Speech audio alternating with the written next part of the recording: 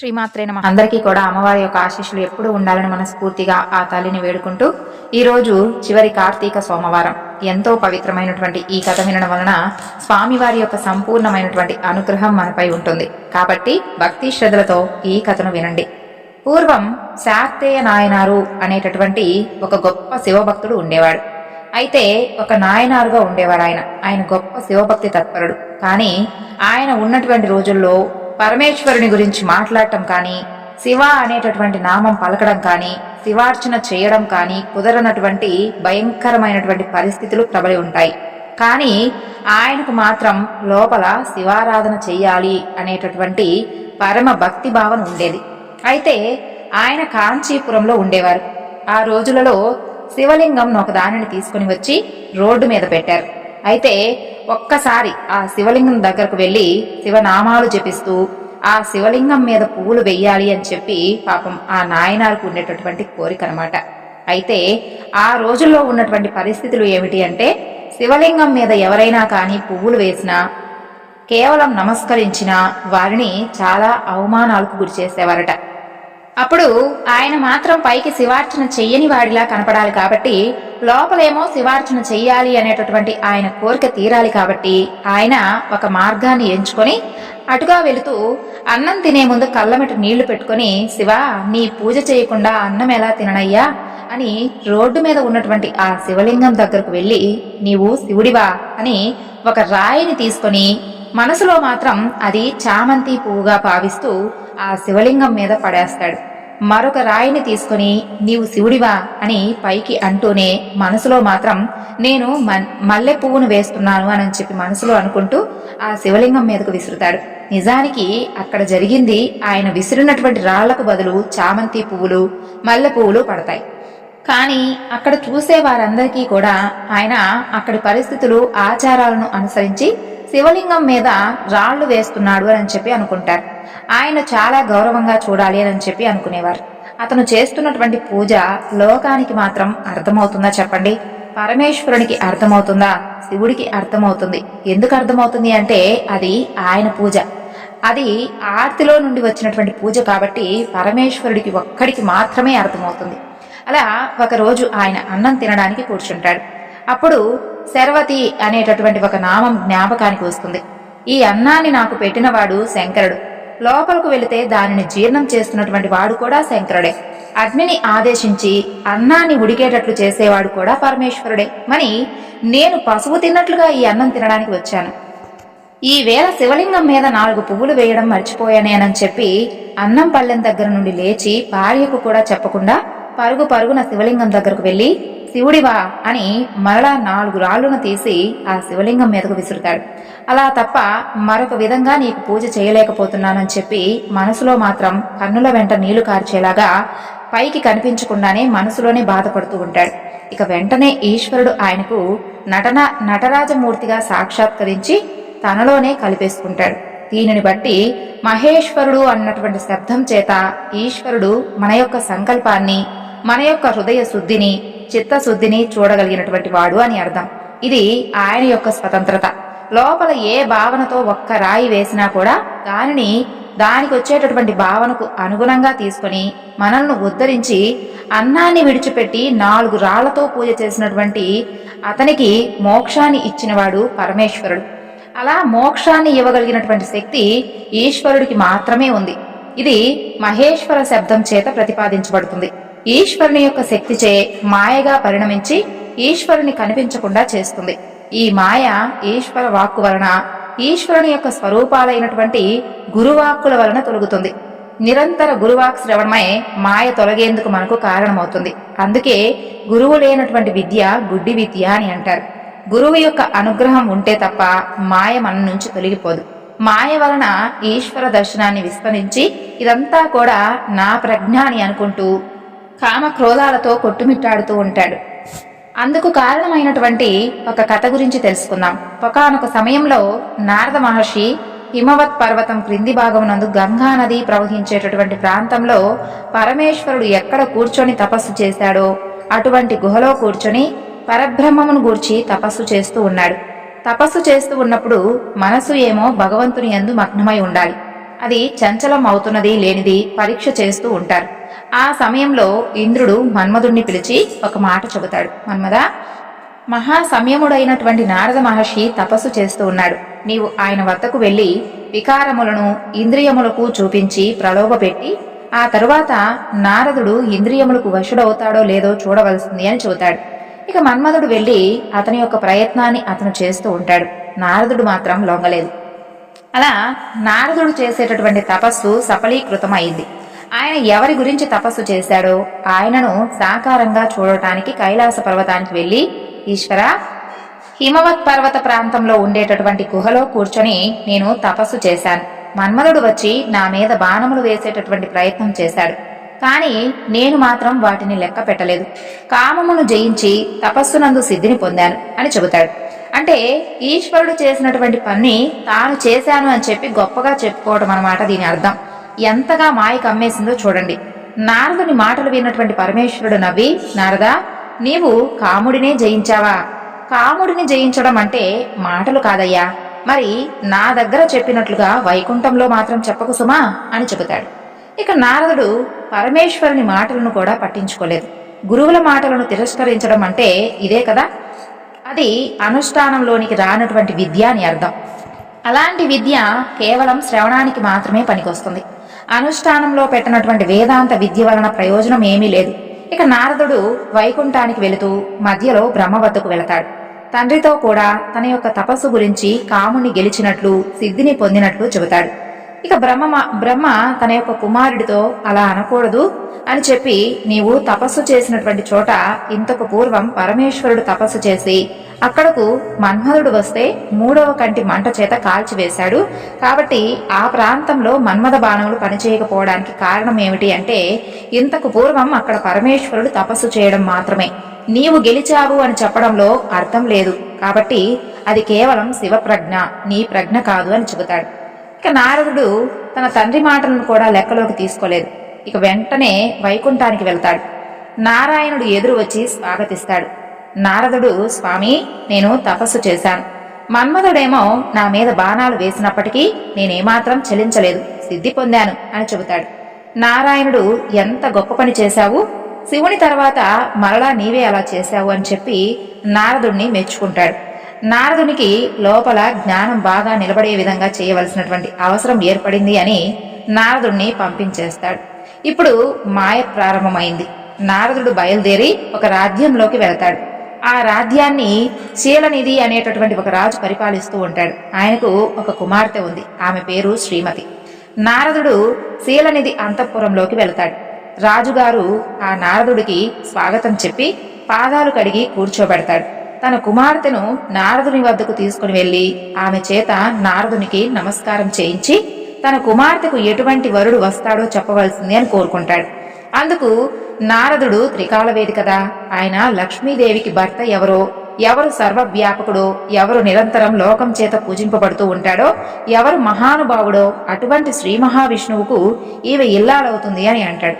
అక్కడి వరకు బాగానే చెప్పాడు. కానీ ఆమెను చూడగానే ఆమె తన ఇల్లాలైతే ఎంత బాగుంటుందా అని చెప్పి లోపల అనుకుంటాడు.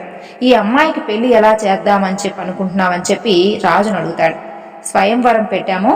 స్వయంవరంలో ఈమె ఎవరికైతే వరమాల వేస్తుందో ఆమెయే ఈమె యొక్క వరుడనని చెప్పి ఆ రాజు చెబుతాడు. ఆ తరువాత అంటే శ్రీ విష్ణు సాకారుడై ఈ సభలోకి వస్తాడు అని చెప్పి నారదుడు ముందుగానే గ్రహిస్తాడనమాట. ఇక వెంటనే వైకుంఠానికి వెళ్లి విష్ణుమూర్తిని సమీపించి, స్వామి, నా మనసు ఆ శ్రీమతిని పెళ్లి చేసుకోవాలని చెప్పి ఉవ్విళ్ళూడుతూ ఉంది. ఆమె నాకు దక్కకపోతే మన్మథ బాణముల చేత నేను చచ్చిపోతాను అని చెబుతాడు. ఇంతకు మునుపు మన్మథ బాణములను జయించాలని చెప్పి నారదుడు చెప్పాడు కదా, మరి ఇదేమిటి? ఇది కేవలం మాయ. నేను బ్రతకాలి అంటే నాకు నీ రూపం కావాలి, అప్పుడు ఆమె నా మెడలో మాల వేస్తుంది. అందుకని దయచేసి నీ రూపాన్ని నాకు ఇయ్యవలసిందిగా కోరుతున్నాను అని అడుగుతాడు. అప్పుడు శ్రీ మహావిష్ణువు మహానుభావుడు కదా, ఆయన హరి శరీరాన్ని ఇస్తాడనమాట. ఆ తర్వాత శిరస్సును కూడా ఇస్తాడు. హరి అనే పదానికి 2 అర్థాలున్నాయి. పాపములను హరించేటటువంటి శ్రీ మహావిష్ణువు హరి శరీరమును కింద వరకు ఇస్తాడు, కోతి తలను పైన ఇస్తాడు. ఇక వెంటనే నారదుడు ఆలస్యం చేయకుండా స్వయంవర మండపానికి వెళ్లి అక్కడ ఉన్నటువంటి ఒక ఆసనం మీద కూర్చుంటాడు. అతనికి అటూ ఇటూ రుద్రపార్షాదులు కూర్చుని ఉంటారు. ఇతని అలంకరణ చూస్తే మాత్రం శ్రీ మహావిష్ణువులా అలంకరించుకుని ఉంటాడు. పైన మాత్రం కోతి ముఖం. ఇతని మెడలో ఎలా మాల వేస్తుందానని చెప్పి అనుకుంటూ ఉంటారు. పక్క వాళ్ళందరూ కూడా అసూయతో ఏమైనా అలా అనుకుంటున్నారేమోనని చెప్పి నారదుల వారు భావిస్తారు. శ్రీమతి దండ పట్టుకుని దగ్గరకు వస్తుంది. ఆమె నారదుని వంక ఒక్కసారిగా చూసి భృగుటి ముఖలించి ఈ కోతి శిరస్సు ఏమిటి, ఈ రూపం ఏమిటి అని చెప్పి మనసులో అనుకొని అక్కడి నుండి వెళ్ళిపోతుంది. ఈలోగా రావలసినటువంటి శ్రీహరి ఒక రాజకుమారుడి వేషంలో అక్కడికి వస్తాడు. వరమాలను తీసుకుని వెళ్లి ఆయన మెడలో వేస్తుంది శ్రీమతి. ఈవిడ్ని తీసుకుని ఆయన వైకుంఠానికి వెళ్ళిపోతాడు. అప్పుడు నారదునికి ఎక్కడా లేనటువంటి బాధ కలుగుతుంది. పక్కన ఉన్నటువంటి రుద్రపార్షాదులు కోతిముఖం వాడిని ఎవరు పెళ్లి చేసుకుంటారయ్యా అని చెప్పి అంటారు. అప్పుడు నారదుడు వారిద్దరినీ కూడా మీరు రాక్షస యోనుల యందు జన్మించదురుగాక అని చెప్పి శాపాన్నితాడు. మాయా ప్రభావం కామక్రోధముల యందు ఎలా తిప్పుతుందో చూడండి.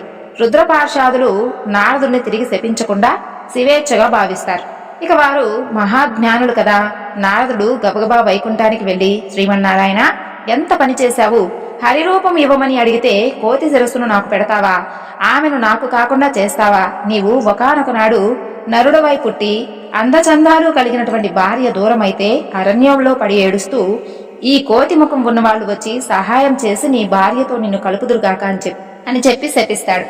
ఆ తర్వాత శ్రీమన్నారాయణుడు మహానుభావుడు కాబట్టి ఆ శాపాన్ని కూడా సంతోషంగా లోకానికి ధర్మ మార్గం నేర్పడానికి రామావతారమునందు సీతా వియోగముగా తీసుకున్నారు. ఇప్పుడు నారదుని యొక్క స్వస్థత కలిగింది. తాను ఏమిటి పొందాను అని చెప్పి ఆలోచిస్తూ ఉంటాడు. ఆత్మ పరిశీలన చేసుకుంటాడు. మాయ తొలగిపోతుంది.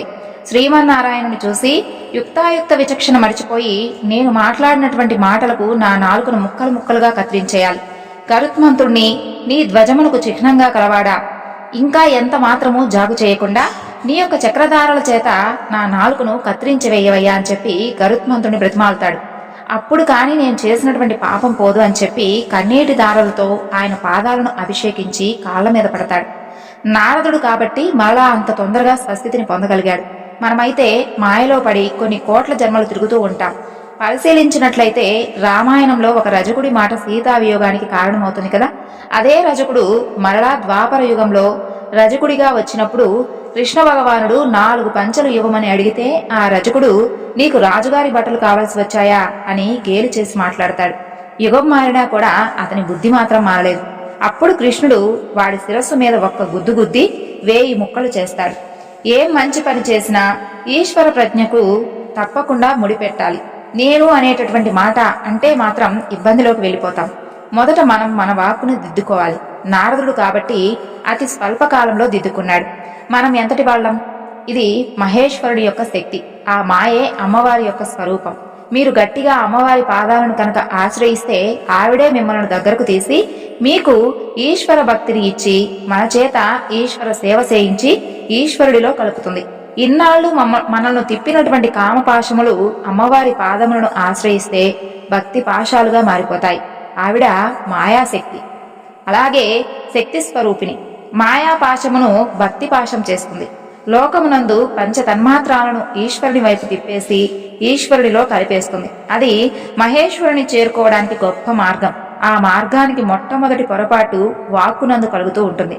ఎప్పుడూ కూడా ఈశ్వర ప్రజ్ఞను ఈశ్వరానుగ్రహాన్ని గుర్తెరిగి ప్రవర్తిస్తూ ఉండాలి. ఇప్పుడు శివభక్తులలో రుద్రపశుపతి నాయనార్ గురించి తెలుసుకుందాం. అతను ఒక సన్యాసి. రుద్రం చదువుతూ ఉంటాడు. అయితే అభిషేకం చేయకపోయినా పర్వాలేదు, రుద్రం పారాయణం చేస్తే మనకున్నటువంటి పాపాలన్నీ కూడా పటాపంచులవుతాయని చెప్పి భావించేటటువంటి మనస్తత్వం అయింది. రుద్రపశుపతి నాయనార్కు ఒక లక్షణం ఉండేది. ప్రతిరోజు కూడా కూర్చొని రుద్రాధ్యాయం చదువుతూ ఉండేవాడు.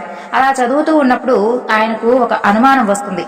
అదేమిటి అంటే, అన్నీ కూడా పరమేశ్వరుడు ఇచ్చినవే కదా, ఇవన్నీ కూడా ఈశ్వరుడే కదా. అంటే నీరు, నీటి మీద నురుగు, చెట్టు మీద పిట్ట, చెట్టులో ఆకు పచ్చతనం, ఇవన్నీ కూడా ఈశ్వరుడు. ఇతను తిరుమలయార్ ప్రాంతంలో ఉండేవాడు. ఆయన రుద్రమును చదివి ఆకాశం ఈశ్వరుడు, మేఘం ఈశ్వరుడు, నీరు ఈశ్వరుడు, నురుగు కూడా ఈశ్వరుడే, చెట్టు ఈశ్వరుడే, పిట్ట ఈశ్వరుడే. కాబట్టి నేను ఇంట్లో కూర్చొని వీటన్నిటినీ కూడా చెబుతూ ఉంటే ఉపయోగం ఏమిటి? నేను ఈశ్వరుడిలో చేరిపోయేటటువంటి ఈశ్వరానుభూతిని పొందుతాను అని అనుకుంటాడు. అలా ఒక రోజున తెల్లవారుజామున ఎవ్వరికీ కూడా చెప్పకుండా ఊరి బయటకు వెళ్లి అక్కడ ఉన్నటువంటి ఒక కొండ మీద నుంచి ఒక సెలయేరు జారు ఆడుతూ ఉన్నటువంటి సెలయేట్లో నడుంలోతు నీళ్లలో నిలబడి ఉంటాడు. చల్లని నీటి స్పర్శకు ఈశ్వరుడు తనను కౌగిలించుకున్నటువంటి అనుభూతిని పొందుతాడు. ఇవన్నీ కూడా ఈశ్వరుడే కదా, మరి నేను ఈశ్వరుడిలో ఉన్నాను అని స్వామిని స్మరిస్తూ స్మరిస్తూ బయటకు రాలేక వస్తాడు. అయితే ఒళ్ళు తుడిచేసుకుని పొడిబట్ట కట్టుకుని ఇంటికి వెళ్లిపోతాడు. మరలా మధ్యాహ్నం సంధ్యావందనం కోసం మరలా ఆ చెరువు దగ్గరకు వెళ్లి నీళ్లలో నిలబడి శివుని ధ్యానం చేస్తూ ఉన్నాడు. చుట్టూ కనిపిస్తూ ఉన్నటువంటి ప్రతి వస్తువులోనూ శివరూపాన్ని చూస్తూ ఉండేవాడు. సాయంత్రం కూడా మరలా అదే నీటిలో అదే పరిస్థితి. అలా కొన్నాళ్లు జరిగిపోతూ ఉంది. చివరకు రాను రాను ఆయనకు ఎవరు కనిపించినా కూడా ఈశ్వరుడే కనిపించేవాడట. ఆఖరికి ఒక దొంగ కనిపించినా కూడా ఆయన నమ చోరాయచ అనేటటువంటి మాటననేవాడట. అలా అంతటా కూడా ఈశ్వర దర్శనం చేస్తూ ఉండేవాడు. శంకరుడు ఇక నేను తప్ప ఇంకొకడు కనపడినటువంటి నిన్ను నాలోకే తీసుకోవాలని చెప్పి ఆ నాయనారును తనలోకి తీసేసుకున్నాడట. నాయనారు శివునిలో ఏకమైపోయి తాను శివుడైపోయాడు. దీనిని మనం జాగ్రత్తగా పరిశీలించినట్లయితే నాయనారు యొక్క భావన చేత మోక్షాన్ని పొందినట్లుగా మనం తెలుసుకోవాలి. ఇప్పుడు మరొక శివభక్తుని గురించి తెలుసుకుందాం. పూర్వం జంగొండ అనేటటువంటి ఒక పట్టణంలో మరుదుంద్రుడు అనేటటువంటి ఒక శివభక్తుడు ఉండేవాడు. ఆయన ప్రతిరోజు కూడా క్రమం తప్పకుండా శివ పూజలు వగైరాలు చేస్తూ ఉండేవాడు.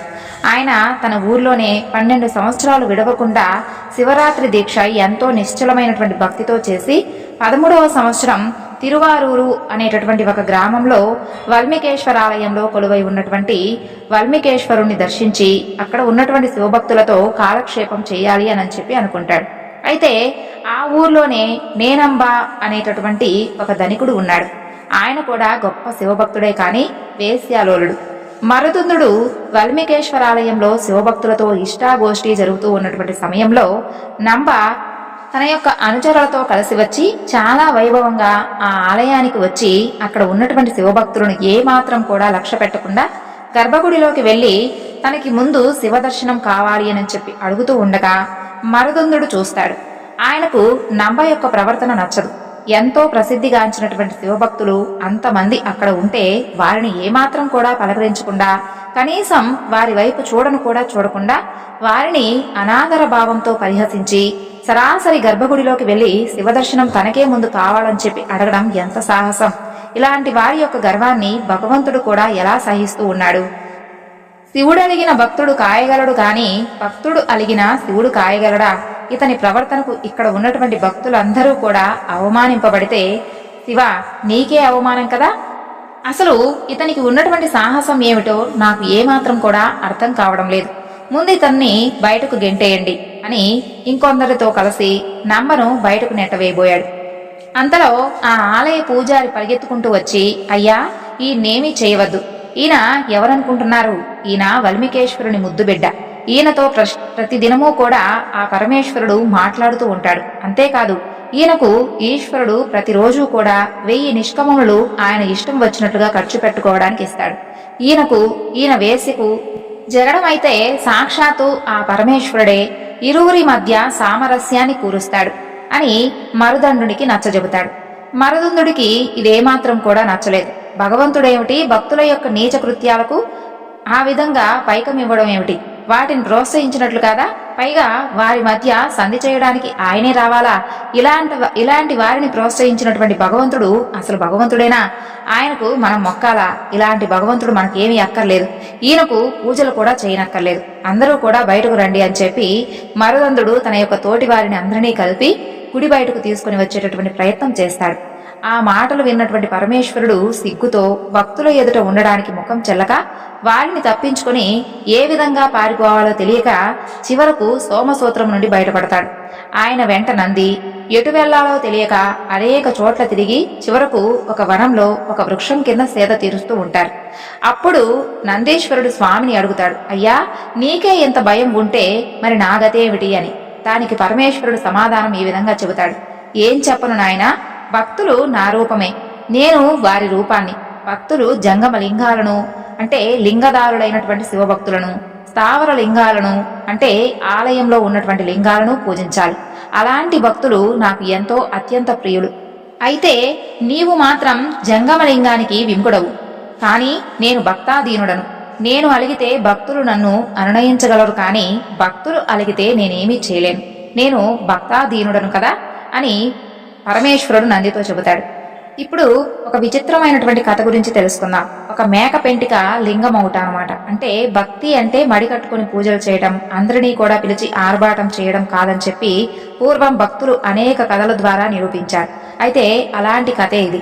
బసవేశ్వరుని యొక్క కాలంలో ఒక యాదవ పిల్లవాడు ఉండేవాడు. అతని పేరు కోటకోటడు.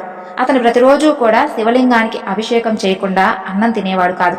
అలా ఆ పిల్లవాడు ఎంతగానో శివభక్తి తత్పరుడై పాలకు కొరత లేకుండా ఉండేది. అయితే అతని దినచర్య ప్రతిరోజు కూడా వారి మేకలను అన్నిటినీ కూడా తీసుకుని వెళ్లి మేపుకొని రావడం. ఒకసారి సమయం మించిపోవడంతో పరమేశ్వరునికి అభిషేకం చేయకుండా మేకలను మేపడానికి తీసుకుని వెళ్ళిపోతాడు.